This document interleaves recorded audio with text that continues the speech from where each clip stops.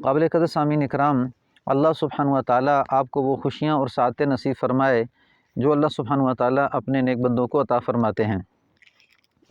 آج ہم جس موضوع پہ بات کریں گے وہ ہے کہ جو انسان جان بوجھ کر کسی انسان کو قتل کر دیتا ہے،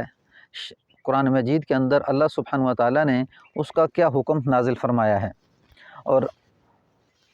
اللہ سبحانہ و تعالیٰ اس بندے کے ساتھ کیا معاملہ کریں گے موت کے بعد۔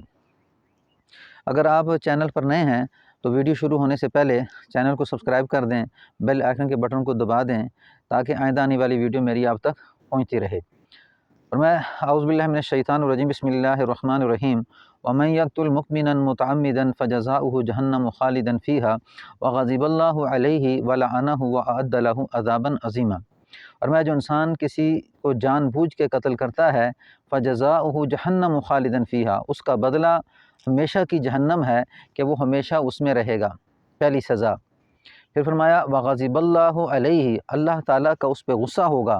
وَلَعَنَهُ، اللہ تعالیٰ کی اس پہ لعنت ہوگی، وَأَعَدَّ لَهُ عَذَابًا عَظِيمًا، اور اللہ جل شانہ نے اس کے لیے ایک سخت عذاب تیار کر رکھا ہے۔ اب اس آیت کے اندر اللہ سبحانہ و تعالیٰ نے 4 سزائیں بیان فرمائی ہیں کہ جو انسان جان بوجھ کے کسی کو قتل کرے گا اللہ اسے 4 سزائیں دیں گے، اور ان میں سب سے پہلی سزا کہ جو مومن کو قتل کرتا ہے جان بوجھ کر تو اس کے لیے ہمیشہ کی جہنم ہے کہ وہ ہمیشہ جہنم میں جلے گا، ہمیشہ جہنم کی سزا میں وہ تکلیف اٹھاتا رہے گا، یعنی یہاں پہ خالدن فیہا کا لفظ بولا ہے۔ اور دوسرا پھر فرمایا وغضب اللہ علیہ، دوسرا اللہ تعالیٰ کو اس پہ غصہ ہوگا، یہ دوسری سزا اللہ سبحانہ و تعالیٰ نے بتائی ہے۔ اور تیسری بتائی ولعنہ، اس کے لیے لعنت ہوگی، لعنت اس پہ بھیجی جاتی ہے جو سخت قسم کا اللہ سبحانہ و تعالیٰ کا نافرمان ہو، تو یہ اللہ کا سخت نافرمان ہے۔ وَأَعَدَّ لَهُ، اور پھر اللہ فرماتے ہیں وَأَعَدَّ لَهُ، ہم نے اس کے لیے تیار کر رکھا ہے عذابًا عظیما، ایک بہت بڑا عذاب۔ قابل قدر ساتھیو، یہ 4 سزائیں ہیں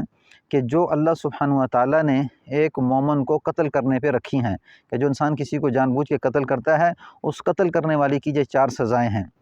اب ان 4 سزاؤں کے بارے میں قتل کرنا کبیرہ گناہ میں سے ہے، تو ہمارا جو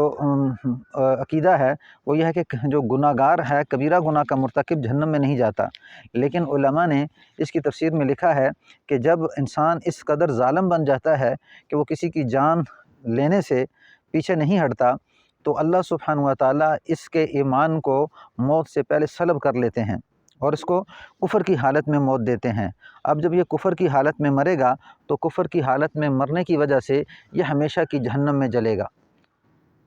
اب کفر کی حالت میں مرنے کی وجہ سے یہ انسان ہمیشہ کی جہنم میں جلے گا، اور ہم اس بات کو بالکل ہلکا سمجھتے ہیں کہ فوراً ہتھیار اٹھا لینا، فرمایا کہ یہ ہتھیار اٹھانا سب سے پہلے قابیل اور حابیل کی لڑائی ہوئی، تو جس نے قتل کیا دوسرے کو، جتنے بھی لوگ دوسرے کو قتل کرنے والے ہیں سب کی سزا اس ایک کو مل رہی ہے، اور اس نے قتل کی ابتدا کی۔ تو اس کر کے انسان غصے میں ہو، کسی پریشانی میں ہو تو دنیا تو آخر گزر ہی جائے گی، وقتی طور پہ کچھ نقصان نظر آ رہا ہے، لیکن اس قتل کرنے کی وجہ سے یہ انسان بڑی سخت وعید کے اندر داخل ہو جاتا ہے۔ ناحق کسی کو قتل کرنا، ناحق کسی کے ساتھ اس طرح کا معاملہ کرنا انتہائی موجب حسرت ہے کہ اللہ سبحانہ و تعالیٰ میری بھی حفاظت کریں، آپ کی حفاظت کریں، اپنے غصے کو کنٹرول کریں، اپنی زندگی کو